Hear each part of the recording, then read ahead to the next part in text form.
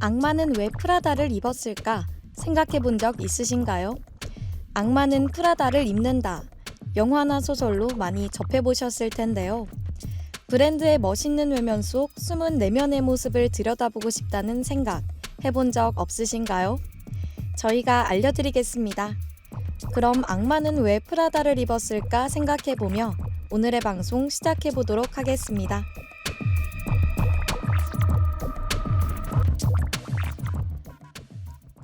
안녕하세요, 여러분. 브랜드 속의 숨은 이야기를 들려주는 방송 악마는 왜 프라다를 입었을까 시즌2입니다. 오늘 방송을 맡은 저는 전북대학교 방송국 아나운서 백소영입니다. 여러분은 악마가 왜 프라다를 입었는지 생각해 본 적 있으신가요? 악마는 왜 프라다를 입었을까 시즌1에서는 의류 브랜드를 중심으로 소개해드렸었는데요. 이번 시즌에서는 의류 브랜드를 넘어서 더 다양한 브랜드에 대해 소개해드리고자 합니다. 오늘 이야기를 듣고 나면 내가 알고 있던 브랜드라고 할지라도 감회가 새롭게 느껴지실 것 같아요. 알면 알수록 재미있는 브랜드 이야기. 오늘 함께 알아볼 브랜드는 어떤 브랜드일까요? 퀴즈를 하나 내드릴게요. 잘 듣고 오늘의 브랜드는 어떤 브랜드일지 한번 맞춰봐 주세요. 그 전에 노래 한 곡 듣고 올까요? 오늘의 브랜드에 대한 퀴즈입니다. 이 브랜드는 부족들이 만들어 브랜드 문화를 이끌어가고 있는데요. 이 브랜드는 창립자의 이름에서 따온 것이며 로고도 모두가 이 창립자의 사인으로 알고 있죠. 그러나 로고는 화가였던 창립자의 삼촌이 만든 것입니다. 그리고 이 로고를 처음 본 사람들은 글자를 읽을 수가 없어서 사고 싶어도 다른 사람들에게 브랜드에 관해 설명할 수가 없었다는 에피소드가 있는데요. 그러나 이제는 전 세계 모든 사람이 단번에 알 수 있는 세계적인 패션 브랜드 로고가 되었습니다. 스트릿 브랜드의 뿌리로 알려진 이 브랜드는 어디일까요? 오늘 함께 알아볼 브랜드는 이 퀴즈의 답과 아더에러인데요. 노래 듣고 와서 퀴즈에 대한 답 알려드리겠습니다. 노래 듣고 올게요. 네, 노래 듣고 왔습니다. 퀴즈의 정답은 바로 스투시인데요. 스투시의 이야기는 1954년 캘리포니아에서 숀 스투시가 태어나면서부터 시작됩니다. 인쇄소를 운영하는 부모님 밑에서 태어난 숀은 10살 때부터 집 근처에서 서핑을 타는 일과를 보내며 지내는데요. 13살에는 서핑보드를 만들고 15살에는 서핑 쉐이퍼를 직업으로 가지게 됩니다. 여름에는 라구나 비치에서 서핑보드를 만들고 겨울에는 맘모스 마운틴 스키장에서 스키 강사로 일하며 많은 친구를 사귀게 되죠. 숀은 쉐이퍼로 자리를 잡아가던 중에 그는 본인만의 특색 있는 서핑보드 브랜드를 만들고 싶어 했습니다. 삼촌이 만들어준 스투시 그래피티 로고를 서핑보드에 넣어서 하게 되는데요. 그는 자신의 자동차 트렁크에 옷들과 서핑보드를 넣어서 판매하기 시작합니다. 그리고 캘리포니아에서 열린 액션 스포츠 리테일러 트레이드쇼라는 스포츠 무역 박람회에서 자신이 만든 서핑보드를 알리려고 했는데 숀의 서핑보드는 그다지 팔리지 않았습니다. 다만 서핑보드를 사면 기념품으로 나눠주던 티셔츠가 이목을 끌었죠. 검은색 티셔츠에 삼촌이 만들어준 스투시 로고를 프린팅한 것이었는데요. 사람들은 서핑보드보다는 그 티셔츠에 관심이 갔고 3일간 진행된 박람회에서 24개의 서핑보드를 팔았지만 티셔츠는 1000장을 넘게 팔았습니다. 이러한 가능성을 지켜보고 있던 사람이 있었는데요. 바로 프랭크라는 인물입니다. 회계사였던 프랭크는 숀에게 정식으로 스투시를 브랜드화해보자고 제안하죠. 그렇게 1984년 그 둘은 스투시 매상을 차리고 본격적으로 운영을 시작하게 됩니다. 스투시는 많은 사람한테 티셔츠를 나누어 주었고 이 소식은 제임스 제비아라는 뉴욕에 있던 한 남자의 귀에도 들어가게 되죠. 그는 뉴욕에서 유니온이라는 매장을 운영하고 있었는데 숀과 프랭크에게 연락해서 뉴욕에도 스투시 매장을 차리고 싶다고 말하게 됩니다. 그렇게 1988년 뉴욕에 스투시 유니온 합작 매장을 만들면서 도쿄, 런던, 유럽 전역 등 전 세계의 스투시 국제적 부족을 만들어가기 시작하죠. 그런데 왜 하필이면 부족일까요? 그것은 조각가의 모인 맥시네 킴 스투시가 원시시대 부족을 모티브로 만든 조각상을 보고 영향을 받았으리라 추측된다고 합니다. 그렇게 인터내셔널 스투시 트라이브는 1991년 도쿄에서 화려한 부족 출정식을 치르며 전설적인 첫걸음을 시작합니다. 스투시는 생각지도 못하게 전 세계적으로 규모가 커졌는데요. 하지만 값싸고 단순하게 공급하기 위해 만들어졌던 티셔츠는 너무 단순한 디자인 아카이브와 질 낮은 원단 때문에 퀄리티 문제가 대두되었고 전 세계 소매점에서는 떨이로 팔리기 일쑤였습니다. 이는 스투시 브랜드 이미지에 좋을 리가 없었죠. 엎친 데 덮친 격으로 발매했던 명품 패러디 라인은 루이비통에게 고소도 당하는데요. 그리고 스투시의 라이벌 브랜드 모시모가 등장하면서 스투시의 암흑 시대가 펼쳐졌습니다. 모시모는 스투시와 같은 서핑, 스트릿 캐주얼 표방을 하고 있었는데 로고의 생김새나 동시대에 만들어졌다는 점에서 사람들로부터 라이벌 취급을 당했죠. 문화에 중점을 두었던 스투시에 비해 모시모는 대중적으로 사람들에게 판매가 되었기 때문에 당연히 매출에서도 압도적인 차이를 보였습니다. 현지에서는 모시모에게 밀려 일본과 유럽의 수입에만 기대고 있었는데요. 화려한 시작치고는 브랜드 초기부터 여러 가지 문제가 발생하고 있었죠. 이쯤에서 노래 한 곡 듣고 마저 알아볼게요. 스투시 브랜드에 문제가 생기고 있던 그때 주축 멤버였던 제임스 제비아가 스투시를 떠나게 되는데요. 스투시의 발전 없는 모습에 더 이상 함께할 수 없다고 말한 그는 나가서 수프림을 만들게 됩니다. 그리고 션도 지쳤는지 가족들과 하와이에서 시간을 보내고 싶다고 하며 스투시를 떠나게 되는데요. 그렇게 1996년 스투시는 플랭크가 이끌어가게 됩니다. 그의 곁에는 아직 스투시의 문화를 사랑하는 부족들이 남아있었죠.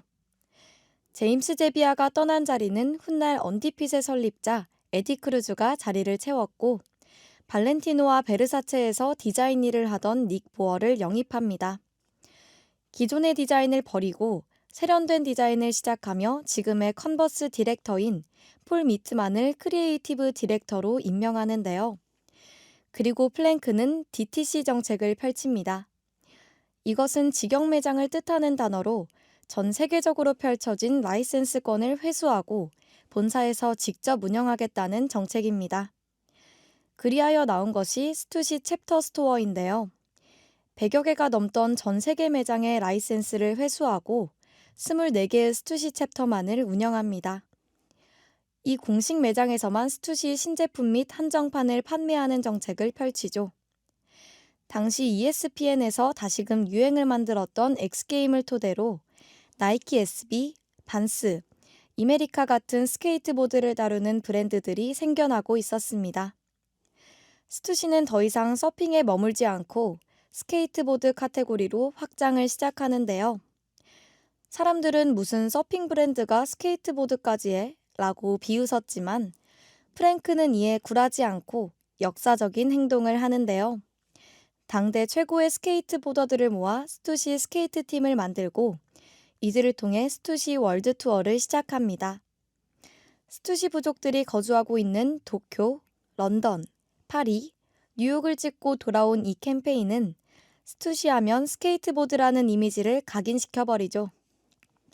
이 월드투어 캠페인에는 나이키 SB도 함께하였는데 이 매치를 성사시킨 것은 바로 스투시의 직원이자 사진작가인 로비 제퍼스입니다. 로비는 당시 나이키의 프리랜서 사진작가로도 일하고 있었는데 스투시의 월드투어 캠페인을 나이키에가 말하면서 나투시의 녹진한 관계가 이때부터 시작되죠. 그렇게 스투시 스케이트보드 팀은 당시 12만 달러의 돈을 쓰고 돌아왔는데요. 프랭크는 재정적 압박이 있었지만 하나도 아깝지 않았던 캠페인이라고 합니다.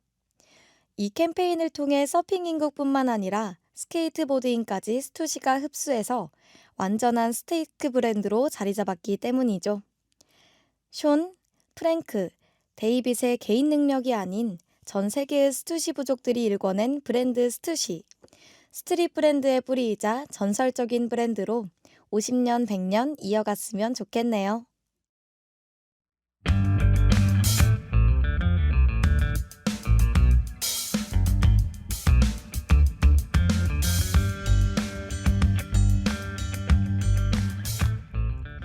지금은 1시 34분. 여러분은 악마는 왜 프라다를 입었을까 시즌2와 함께하고 계시는데요. 브랜드 속 내가 몰랐던 이야기. 오늘의 브랜드는 스투시와 아더에러입니다.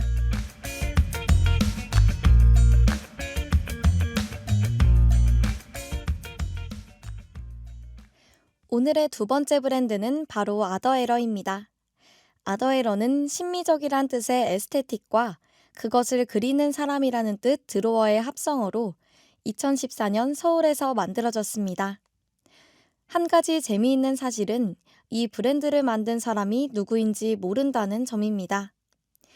크리에이티브 크루가 만들었다는 것 외에는 다른 정보는 없으며 인테리어 디자이너, 패션 디자이너, 파티시에, 그래픽 디자이너들이 만들었다는 소문만 있을 뿐 정확히 이들이 누구인지는 모르는데요. 이 크루가 자신들을 공개하지 않은 이유는 여러 명의 목소리보다 하나의 브랜드로서 목소리를 내고 싶다는 것 때문입니다. 이 크루는 그들만의 재미있는 법칙으로 브랜드 전개를 이끌고 있는데요. 그것은 바로 파인룰이라는 법칙입니다. 이 파인룰의 첫 번째는 fun, 재미있느냐, 두 번째 intimately, 즉각적으로 느낄 수가 있느냐, 세 번째 new, 새로운 것이냐, 마지막 네 번째는 easy, 이해하기 쉽고 다가가기 편하냐는 것입니다. 이들은 파인룰을 바탕으로 패션으로 시작해서 패션으로 끝나는 것이 아닌 다양한 분야로의 영역을 확장하는 것이 목표인데요. 이러한 모토를 시작으로 뱉은 말은 지키면서 감각적인 브랜드 전개를 펼치고 있습니다. 아더에러는 문화 전반적인 시장에 파장을 일으키며 브랜드 전개를 시작하게 되는데요. 아더에러 하면 파란색이 가장 먼저 떠오르죠. 아더에러는 복고풍과 미래지향적, 미니멀리즘, 너드로 등 여러 가지의 요소들을 품고 있는데요. 아더에러가 패션인들의 패션 브랜드로 자리 잡은 것은 바로 이들의 키컬러 덕분입니다. 일반적인 패션 브랜드들이 채도가 낮거나 튀는 컬러로 키컬러를 잡는 데 반면 아더에러는 패션 브랜드에서는 찾기 힘든 블루라는 컬러를 감각적이고 고급스럽게 플레이하는 것이 특징이라고 할 수 있죠. 시즌마다 나오는 컬렉션과 브랜드 간의 콜라보레이션에도 이 블루 컬러가 메인으로 사용되는데요. 예전에 나온 컬렉션과 근래에 나온 컬렉션 간에도 호환이 좋다는 평가를 받는 게 이 컬러 부분입니다. 재미있는 사실은 아더에러가 2014년에 만들어졌는데 2014년 팬톤이 다즐링 블루를 선정한 올해의 유행 컬러로 선정했고 아더에러의 색과 아주 비슷하다고 하네요.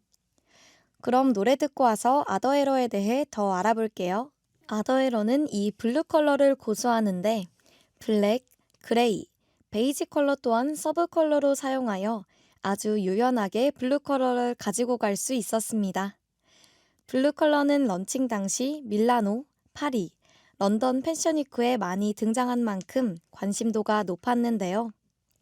아더에러는 아직 8년밖에 되지 않은 브랜드이지만 국내에서 인지도도 높고 베를린, 밀라노, 뉴욕, 파리, 런던 등 해외 유명 편집샵 50여 곳에 발주할 정도이니 한국을 대표하는 패션 브랜드로 자리 잡고 있다고 볼 수 있을 것 같습니다.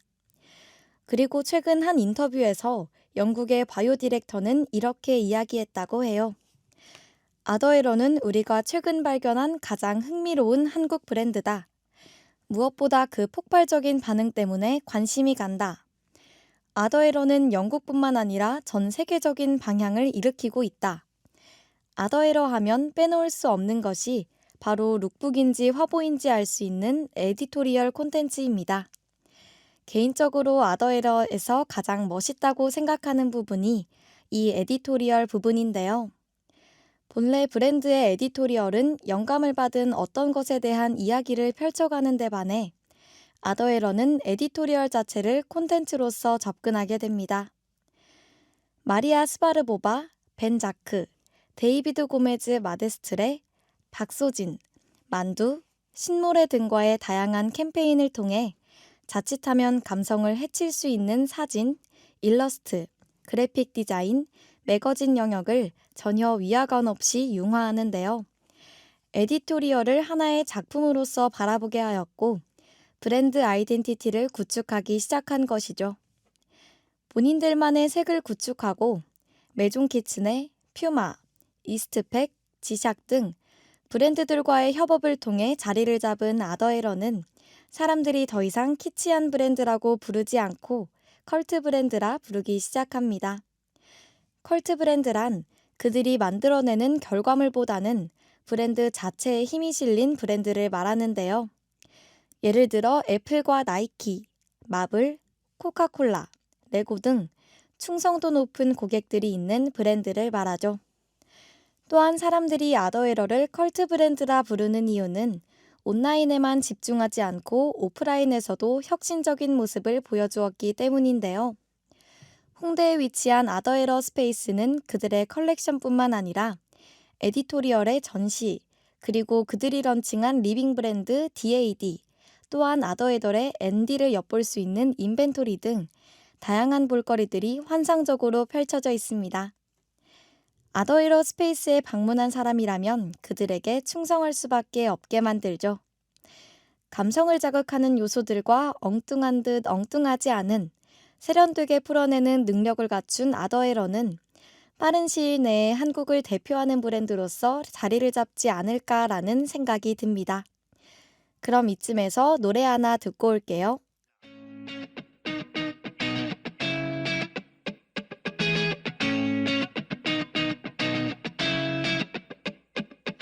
내가 몰랐던 스투시와 아더에러는 어떠셨나요? 오늘 방송이 이번 학기 마지막 방송이었는데요. 브랜드 속 숨은 이야기들에 대해 알아보니 어떠셨나요? 다음 학기엔 더 좋은 방송으로 찾아뵙겠습니다. 화요일 점심 1시 10분 브랜드 속 내가 몰랐던 이야기 악마는 왜 프라다를 입었을까 시즌2였습니다. 지금까지 제작 연출의 김예진, 기술의 김현주, 모니터의 황서연, 진행의 저는 백소영이었습니다. 감사합니다.